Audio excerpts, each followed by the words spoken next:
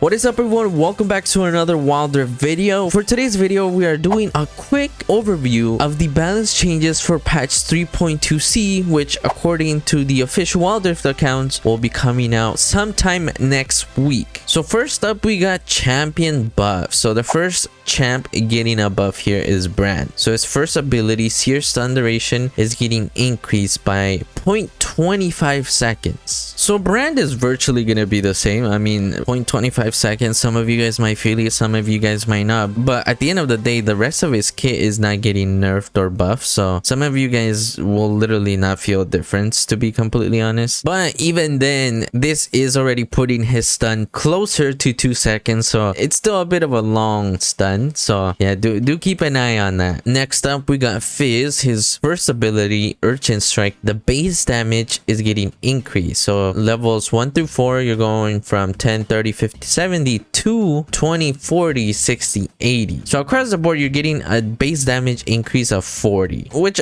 you know, I think that's pretty good actually. Maybe this helps him out a bit. I think like Fizz right now is in an okay spot, meaning like against certain matchups he does well and whatnot, but I feel like where Fizz kind of struggles right now is like his gap closing abilities. He's like in a lot of ways too reliant on his ultimate to really do a lot. So yeah, if you like screwed up his ultimate, or if like people maybe stasis or anything like that, then he's pretty much screwed up his entire combo. But I really don't know how much this truly will help him out, honestly. Next up, we got Janna. So both her first ability and second ability are getting buffed. So her first ability, Howling Gale, the time required for the whirlwind to reach its destination is getting decreased by 0.25 seconds. And then for her second ability, the speed of the projectile is being increased. It doesn't say by how much in that second ability, so really quickly let's hop in game here and get a just an idea of what her projectile currently looks like. So that's what it looks like at the moment, and according to what it says there, that's going to be a bit faster.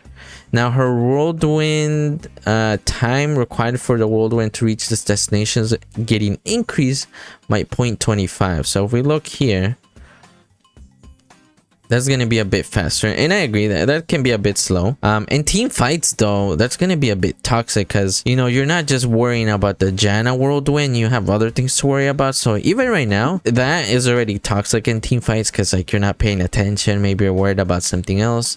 Even if it's a bit slow, it's still gonna land no matter what, you know, if you play Janna right. Now the question is, does this make Janna S+ tier? And I think the answer is no. I think we can all agree she's like a solid A+ tier, but we did get 2 new supports recently, so you know, the wave of attention is not there for Janna. And not to mention, I think most people would probably take a Karma or a Nami over at Janna even with this buff. But if Karma, Yumi, Nami all get like significant nerfs, we might actually see the rise of the Janna, but I still think she needs a little more. So I think she's just gonna stay where she's at right now, but she's gonna be a little more annoying. Next up, we got Katarina. So her fourth ability, Death Lotus base damage, is getting increased. In the early stages, is going from 350 to 400, and then 550 to 600, and then 750 to 800. So across the board, you're getting an increase of what, 150? Honestly, I would say Katarina doesn't need a buff right now. The only thing people are struggling with is the fact that, you know, Katarina is like fairly easy to counter when your teammates know what they're doing. Like in a draft alone, you can win the game against the Katarina. Just get a whole bunch of CC to lock her down. But the problem with buffing Katarina is that in solo queue, and like even when you're like duo and trio queue, like people just don't know how to properly coordinate in team fights. And Katarina is like probably the easiest champ to get a pentakill with. So like this base damage increase on her fourth ability really could screw a lot of things up, and I honestly don't really understand this. She's already in a good spot, especially once you take her into solo queue. So I'm not saying she's broken right now. Like I said, she's fairly easy to counter if you know what to do, but if they don't properly manage this, it could really get out of hand. But next up, Miss Fortune is also getting a buff. So the double up projectile speed is getting increased. Now it doesn't say by how much, again, I don't know why.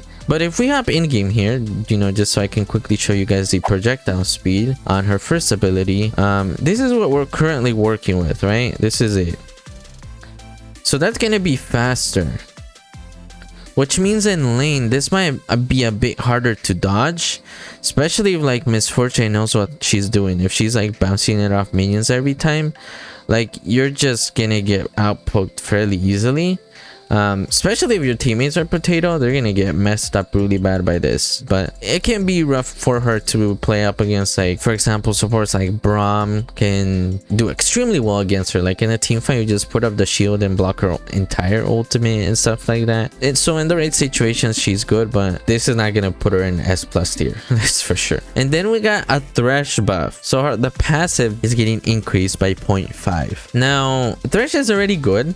Honestly, like he's in a really good spot, especially once you get into the higher tiers where like people know what they're doing. Like Thrash is definitely one of the better champs, and the playmaking you get with Thrash is just nuts. So yeah, this is only gonna make it more annoying. In a lot of ways, Thrash is already pick ban, especially in the higher tiers. Like he's already such a crazy playmaking support, hard to deal against champ. So I don't know, man, like that's pretty rough. You guys are definitely gonna see a lot more Thrash gaming from me. And then last but not least, we got a Soraka nerf. Can you believe that? We have a freaking Soraka nerf. So her first ability, Star Call, total rejuvenation healing, currently is 60, 90, 120, 150 plus 45% ability power. So now you're going down an additional what? So 90, that's 10. That's taking away 20, so that's 30. Then they're taking away another 30. And then that's minus 10% from ability power. So let's take a look at Soraka here. So this ability is getting nerfed. So the